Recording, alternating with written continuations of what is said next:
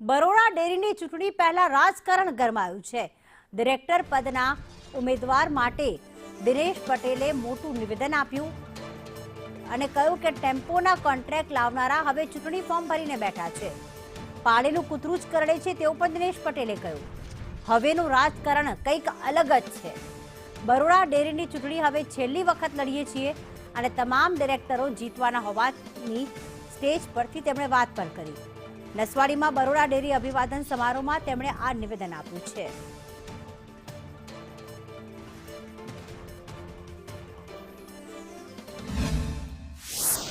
હવેનું રાજકારણ અમને કીધું ને કે પાળેલું કૂતરું જ કાઢ્યો છે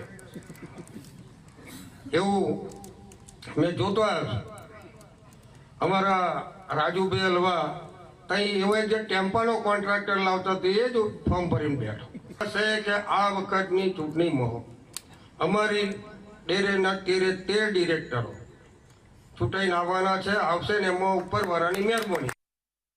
કુણાલ શર્મા લાઈવ અમારી સાથે જોડાઈ ગયા છે। કુણાલ, બરોડા ડેરીની ખૂબ મહત્વની આ ચૂંટણી અને ખાસ કરીને દીનુ મામાએ જે કહ્યું કે છેલ્લી ચૂંટણી અમે લડવાના છીએ, સાથે એવું પણ કહ્યું કે હવે ટેમ્પો ચલાવનારા ફોર્મ ભરશે। કોના નામ સામે એમણે આંગળી ચીંધી છે?